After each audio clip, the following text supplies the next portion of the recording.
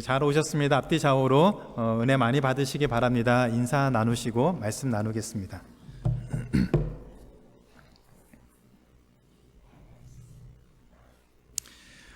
태풍의 눈이라는 말을 들어보셨죠? 거센 비바람이 몰아치다가 잠시 태풍의 중심에 들어서면 날이 맑고 바람이 없는 고요한 상태가 됩니다. 이곳을 이제 태풍의 눈이라고 합니다. 그 태풍의 눈이 지나가면 다시 거센 비바람이 몰아치죠. 살면서 위급한 일이 곧 닥칠 그 순간, 지금은 잠잠한 것 같고 아무 문제 없는 것 같지만 곧 어렵고 힘든 일이 닥치는 그 순간을 일컬어서 우리는 태풍의 눈이라고 얘기를 합니다. 오늘 예수님과 제자들이 바로 이 태풍의 눈과 같은 상황에 맞닥뜨렸습니다. 예수님은 3년간의 공생애를 마무리하시고 예루살렘으로 제자들을 데리고 향해 가셨습니다. 예루살렘으로 향하는 그 길은 십자가의 죽음을 앞두고 있는 큰 태풍이 몰아치는 그 바로 직전에 찾아온 고요함과 같은 시간이었습니다. 이때 예수님은 제자들에게 다시 한번 예수님이 잡히실 것과 고난당하실 것과 죽을 것과 그리고 3일 후에 살아날 것을 말씀하셨습니다. 이런 예수님의 말씀을 들은 제자들 중에 야고보와 요한이 예수님께 나와 소원을 얘기했습니다. 35절에 이렇게 얘기합니다. 선생님이여, 무엇이든지 우리가 구하는 바를 우리에게 하여 주시기를 원하옵나이다. 그래서 예수님이 무엇을 원하는지 물어보시자 37절에서 이렇게 얘기합니다. 주의 영광 중에서 우리를 하나는 주의 우편에 하나는 주의 좌편에 앉게 하여 주옵소서. 예수님은 이제 예루살렘에 올라가셔서 그곳에서 잡히시고 십자가에서 죽으실 것을 말씀하셨는데, 야고보와 요한은 예수님의 최측근으로서 모든 권력을 누릴 수 있는 그런 자리를 자신들에게 달라고 요구했습니다. 그러자 38절에서 예수님이 너희는 지금 너희가 무슨 요청을 하는 것인지 그것이 무슨 의미인지 알지 못한다. 너희가 나의 마시는 잔을 마실 수 있고 내가 받는 세례를 받을 수 있느냐라고 물어봤습니다.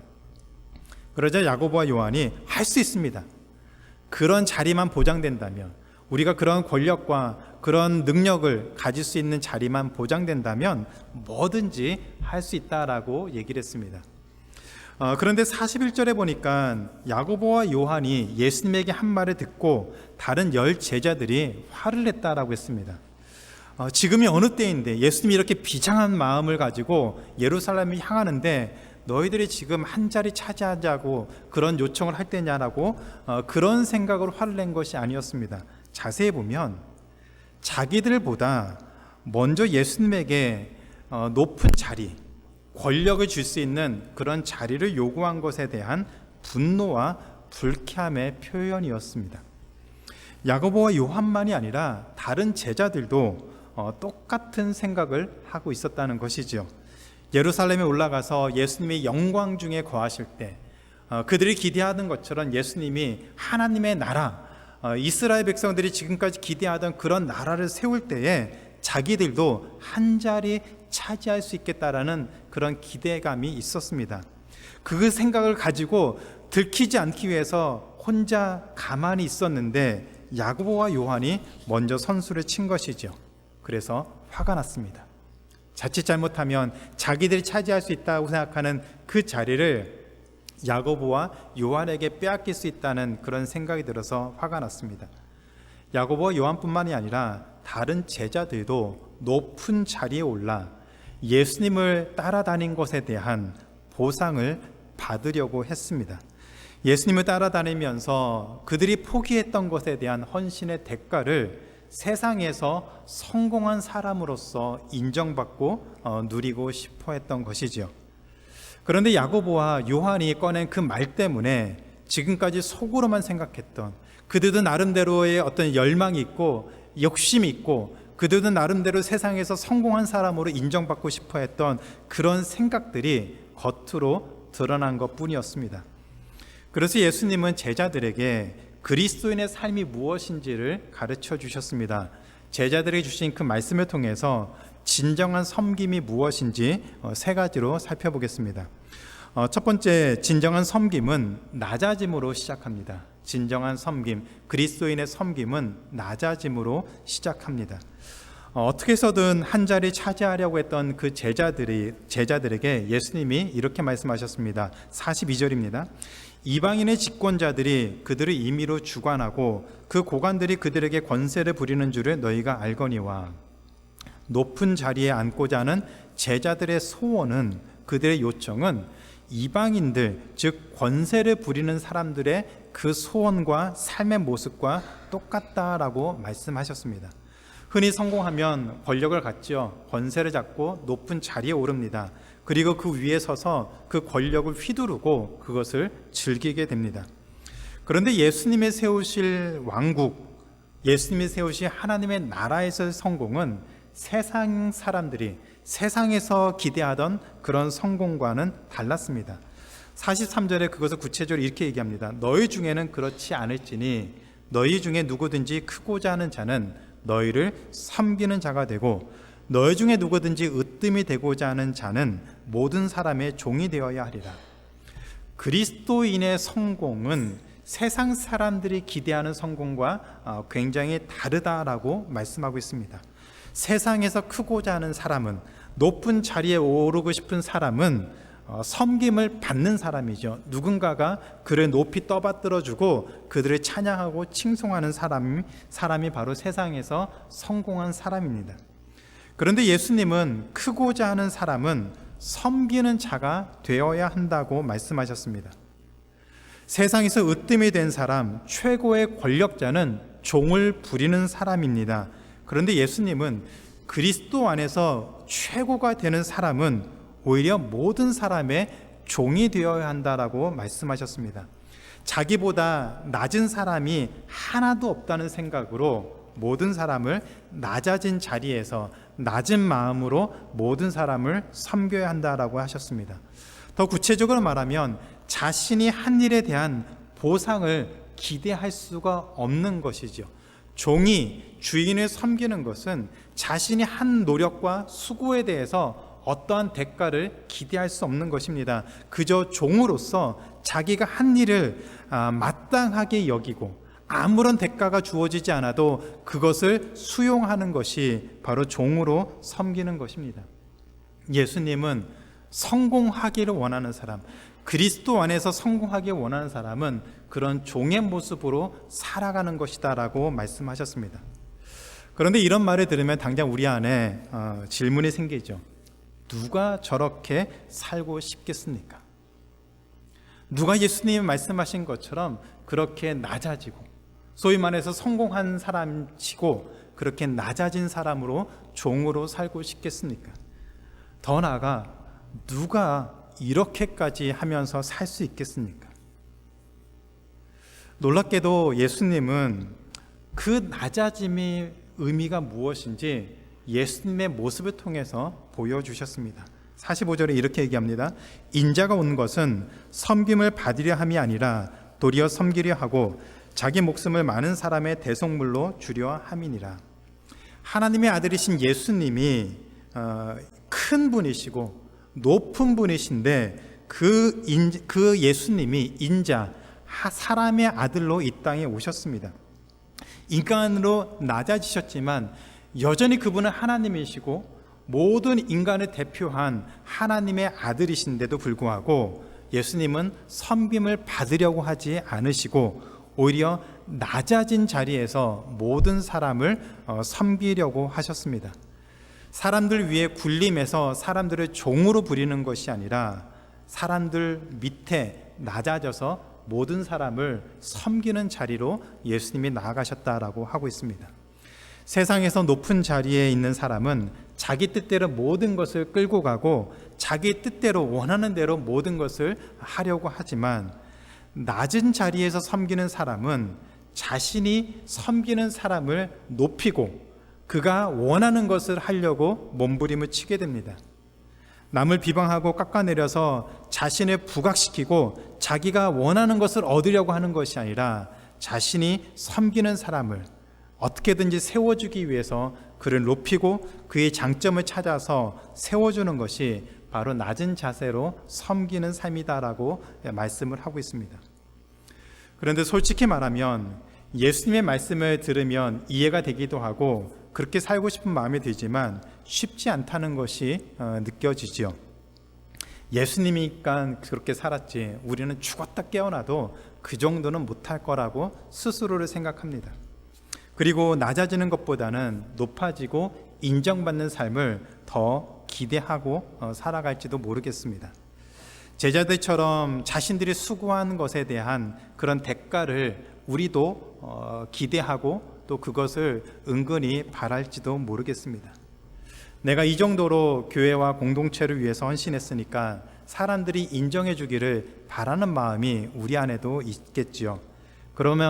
그런데 사람들이 알아주지 않으면, 인정해 주지 않으면 섭섭하기도 하고 마음이 상하기도 합니다. 교회의 직분도 그중 하나이죠. 성경에서 교회의 직분은 교회와 성도를 섬기기 위해서 세워주셨습니다. 그런데 그런 직분을 계급으로 생각하고 다른 성도들을 위해 군림하는 그런 것으로 생각하는 사람들이 있습니다. 우리 교회 직분자들은 교회를 생각하고 또 저를 도와서 교회를 건강하게 세우기 위해서 낮은 자세로 섬기는 또 그런 감사한 모습으로 섬기고 있지만 다른 대부분의 이민교회에서의 직분이라고 하는 것은 하나의 감투가 되어버렸습니다. 그래서 직분을 받으면 처음에는 섬기는 것처럼 그렇게 낮아진 것처럼 보이지만 시간이 지나면서 모든 것을 자기 뜻대로 교회의 행사와 교회의 모든 결정을 자기 뜻대로 좌지우지하려는 그런 모습이 많이 나타납니다. 그래서 교회 공동체가 중요한 것을 결정하고 나아가려고 할 때 자신의 생각과 다르면 그것에 대해서 갈등하고 딴지를 걸고 반대하고 하나 되지 못하는 모습들을 많이 보이게 됩니다. 공동체에 무엇이 유익한지, 어떻게 해야 하나님이 기뻐하시는 교회를 세우는 것인지 거기에 관심 있는 것이 아니라 자신의 뜻이 더 중요하고 자신의 생각이 옳다라고 주장한다면 그것은 그리스도인의 섬김의 모습이 아닙니다. 스스로 군림하고 높아지려는 것이죠. 공동체가 기도와 말씀 가운데 함께 결정하고 진행하는 것이 있다면 마음에 조금 다른 생각이 있어도 기꺼이 따르는 것이 낮아진 모습으로 섬기는 진정한 그리스도인의 모습입니다. 그래서 예수님은 진정한 섬김은 자기를 높이고 자기 뜻대로 모든 것을 행하는 것이 아니라 낮아짐으로 시작한다고 하셨습니다. 이번 한 주간 동안 우리 모습을 한번 돌아봤으면 좋겠습니다. 우리는 가정에서, 교회에서 낮아짐으로 섬기고 살고 있는가? 아니면 자신의 주인이 되고 높은 자리에 오른 것처럼 군림하면서 살고 있는가? 우리 모습을 돌아보면서 진정한 섬김을 통해 가정과 교회를 세우는 하나님의 모든 자녀가 되기를 주님의 이름으로 축원합니다. 두 번째로 진정한 섬김은 자기 중심이 아니라 상대방을 유익하게 하는 섬김이 되어야 합니다. 진정한 섬김은 자기 중심이 아니라 상대방을 유익하게 하는 모습이 되어야 하나님이 기뻐하시는 섬김의 삶을 살 수가 있습니다. 45절에 보면 섬기기 위해서 이 땅에 오셨다고 말씀하신 예수님은 이어서 많은 사람의 대속물로 당신의 목숨을 내어놓으셨다고 말씀하셨습니다. 예수님은 십자가에서 죽으셨고 그로 인해 많은 사람의 죄를 용서해 주셨습니다.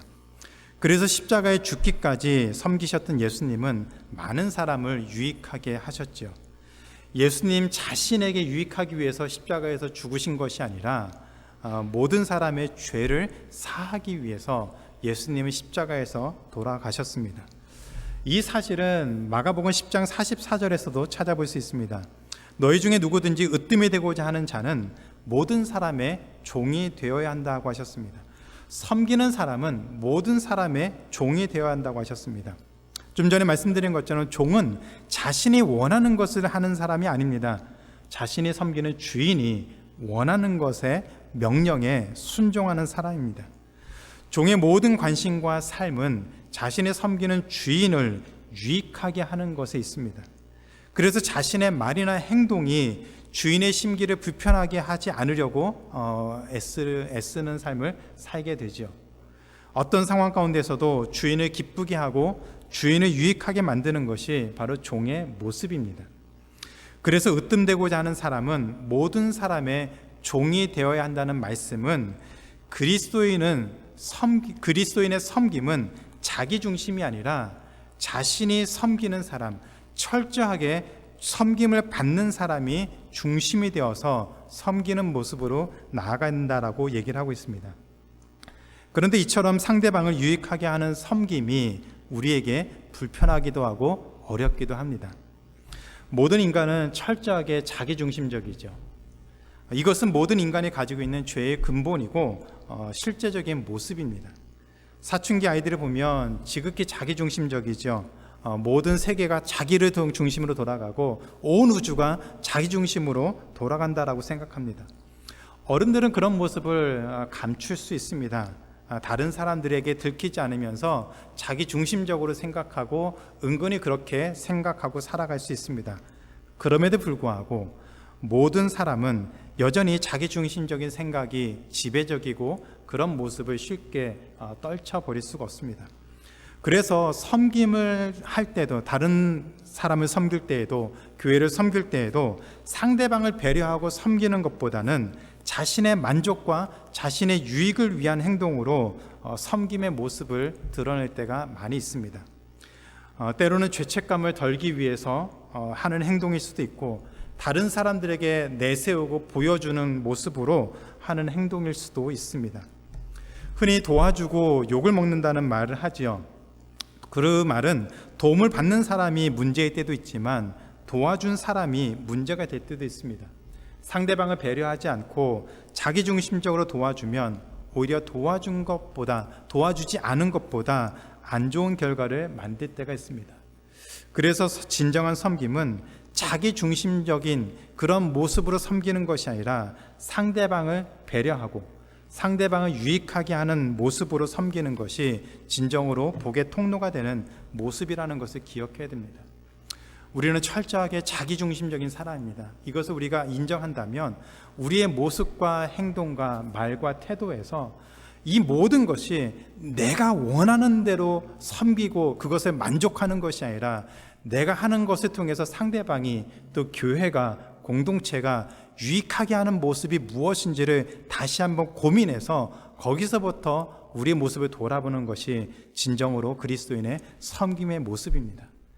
우리가 그런 모습으로 섬긴다면 하나님은 그런 섬김을 통해서 이 공동체를, 우리 가정을, 또 우리 모든 관계를 통해서 하나님의 사랑과 은혜가 전달되는 통로로 우리들을 쓰실 줄로 믿습니다. 그것이 진정한 섬김이고 최고의 섬김입니다. 그래서 섬기실 때, 누군가를 배려할 때 내 중심으로, 자기 중심으로 생각하고 행동하는 것이 아니라 나의 말과 행동이 상대방에게 어떻게 비춰지고 교회에 그것이 어떻게 유익이 될지를 고민하면서 우리의 모습을 돌아보는 그런 진정한 섬김의 자리를 나아가는 우리 모두의 삶이 되기를 주님의 이름으로 축원합니다. 세 번째로, 진정한 섬김은 하나님이 높이시는 삶을 경험하게 됩니다. 진정한 섬김을 사는 사람은 하나님이 반드시 높이시는 삶을 경험하게 됩니다. 사람들은 예수님이 낮아지시고 그렇게 낮은 모습으로 섬기신 것을 보면서 예수님이 실패했다라고 말했습니다. 높은 자리에 서보지도 못했고 그가 생각하는 그 나라가 사람들의 눈에 보이지도 않은 채 십자가에서 죽었으니 사람들은 예수님이 실패했다라고 생각했습니다. 그런데 사도 바울은 예수님이 낮아지신 것으로 실패한 것이 아니라 오히려 하나님이 그 낮아짐으로 섬겼던 예수님을 높이셨다라고 얘기를 하고 있습니다. 빌립보서 2장 5절부터 8절에 이렇게 말하고 있습니다. 같이 한번 읽겠습니다. 시작. 너희 안에 이 마음을 품으라. 곧 그리스도 예수의 마음이니 그는 근본 하나님의 본체시나 하나님과 동등됨을 취할 것으로 여기지 아니하시고 오히려 자기를 비워 종의 형체를 가지사 사람들과 같이 되셨고 사람의 모양으로 나타나사 자기를 낮추시고 죽기까지 복종하셨으니 곧 십자가에 죽으심이라.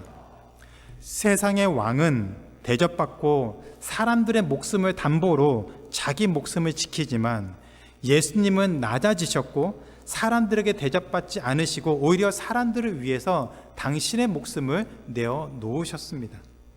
예수님이 이렇게 철저하게 낮아지시고 낮은 모습으로 섬기셨더니 빌립보서 2장 9절부터 11절입니다. 같이 읽겠습니다. 이러므로 하나님이 그를 지극히 높여 모든 이름 위에 뛰어난 이름을 주사 하늘에 있는 자들과 땅에 있는 자들과 땅 아래에 있는 자들로 모든 무릎을 예수의 이름에 꿇게 하시고 모든 입으로 예수 그리스도를 주라 시인하여 하나님 아버지께 영광을 돌리게 하셨느니라. 예수님은 인간의 몸으로 이 땅에 오셨고 십자가에서 죽으셔서 낮아짐으로 섬기는 본을 보여주셨습니다. 그런 예수님을, 그렇게 낮아지시고 철저하게 복종하시고 순종하셨던 그런 예수님을 하나님이 높이셔서 모든 이름 위에 뛰어난 이름을 주셨고 모든 무릎을 예수 그리스도 앞에, 그 이름 앞에 꿇게 하셨다고 하셨습니다. 예수님은 스스로 높아지고 인정을 받으려고 한 것이 아니라 예수님을 철저하게 낮아지고 복종하고 순종했는데 때가 되었을 때 하나님이 예수님을 높이셔서 모든 이름을, 모든 무릎을 그 앞에 꿇게 하셨다라고 하셨습니다.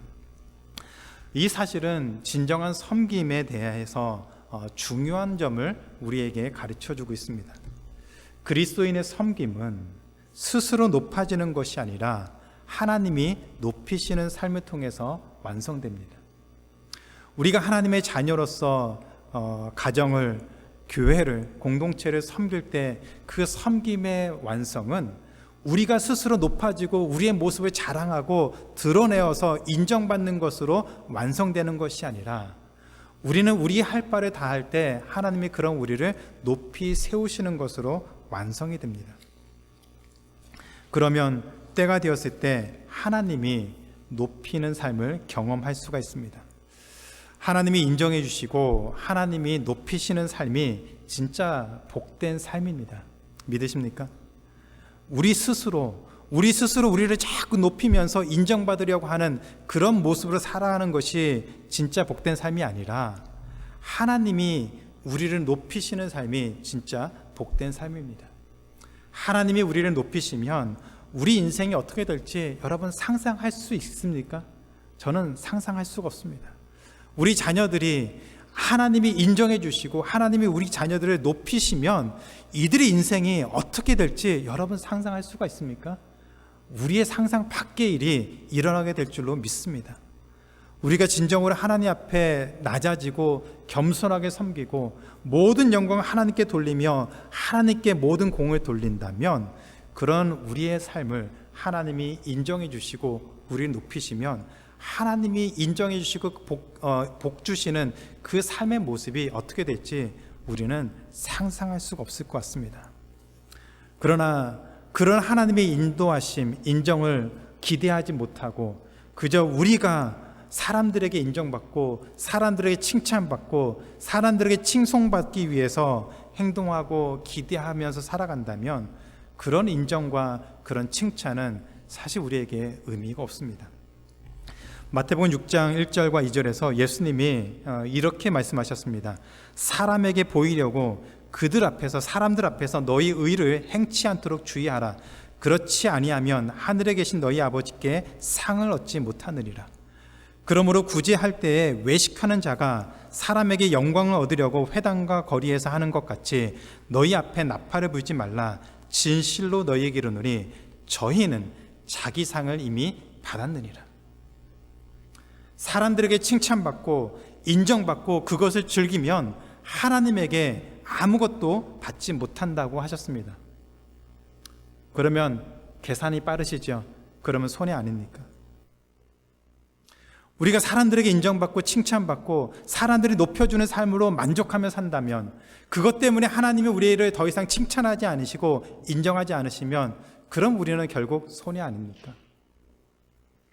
그런데 우리가 사람들에게 인정받는 것을 포기하고 그것을 신경 쓰지 않고 하나님께 인정받기 위해서 낮아지고 섬기고 하나님이 우리를 높이실 때까지 묵묵히 주어진 길을 가면 하나님이 세워주시고 높여주시면 그것이 더 복되고 더 하나님이 기뻐하시고 영광 가운데 거하는 삶이 아닐까요? 우리가 어떤 모습으로 섬기든지 누구를 만나든지 낮아진 모습으로 섬기고 혹시라도 사람들이 인정해 주지 않아도 실망하거나 낙심하지 마세요. 때가 되면 하나님이 높여주실 줄로 믿습니다. 갈라디아서 6장 9절에서 사도 바울이 이런 얘기를 합니다. 같이 한번 읽겠습니다. 시작. 우리가 선을 행하되 낙심하지 말지니 포기하지 아니하면 때가 이름에 거두리라. 우리의 시간표대로 우리가 계획한 대로 모든 것이 되어지지 않아도, 우리가 원하는 대로 사람들이 우리를 인정해 주지 않아도, 우리가 원하는 대로 사람들이 우리를 높여주지 않아도 하나님이 때가 되면 우리에게 열매를 거두는 삶을 살게 하시겠다고 약속하셨습니다. 하나님 바라보시기 바랍니다. 사람들 바라보면서 때로는 위로 얻을 수도 있고 또 격려를 얻을 수도 있고 또 함께 할 수 있는 그 기쁨을 누릴 수도 있지만, 그것보다 더 궁극적인 하나님의 위로, 하나님의 인정, 하나님의 칭찬을 바라보시면서 나아가시면 하나님이 때가 되었을 때 우리에게 열매를 거두는 삶을 살게 하실 줄 믿습니다. 하나님이 기뻐하시는 삶을 사시기 바랍니다. 하나님이 기뻐하시는 교회를 세우기 위해서 수고하시기 바랍니다. 그러면 때가 되었을 때 하나님이 우리를 들어서 세우실 줄을 믿습니다. 그 날을 기대하면서 하루하루 낙심하지 말고 감사한 마음으로 섬김의 자리를 기뻐하며 그 자리를 지키는 하나님의 귀한 자녀가 되기를 주님의 이름으로 축원합니다. 이제 말씀 맺겠습니다. 예수님은 정말 비장한 마음을 가지고 십자가를 향해서 나아가고 있는데, 제자들은 자기들의 유익을 위해서, 자기들의 목적을 위해서 예수님께 나아가는 그 모습들이 어떻게 보면은 찌질해 보이기도 하고 좀 실망스러워 보이기도 합니다. 그런데 그 모습을 우리가 비판할 자격이 없습니다. 왜냐하면 우리도 그런 모습이 있습니다. 진정한 섬김보다는 우리를 드러내려고 하고 자기 중심적으로 행동하고, 그러다 보니까 본질보다는 비본질적인 것을 두고 다투는 것이 어쩌면 우리의 모습 아닙니까? 가정에서도 교회에서도 사람들과 관계 속에서도 중요한 것을 가지고 함께 고민하는 것이 아니라 작은 거 가지고 감정 상하고, 그거 안 되면 속상해하고, 그것 때문에 자존심 상하는 그런 모습으로 나아가는 것, 그것은 진정한 섬김의 자리가 아닙니다. 오늘 말씀을 통해서 진정한 섬김이 무엇인지 함께 고민해 봤으면 좋겠습니다. 혹시 다른 사람들을 무시한 행동은 하지 않았는지, 혹시 우리의 만족을 위해서 한 섬김이나 행동은 아니었는지, 진정한 섬김보다는 사람들에게 인정받고 싶은 그런 마음으로 한 행동은 아니었는지 우리 자신을 한번 돌아보면서 예수 그리스도를 닮아 진정한 섬김의 자리를 기뻐하고 그 날을 바라보면서 나아가며 한 주간 승리하는 우리 모두의 삶이 되기를 주님의 이름으로 축원합니다.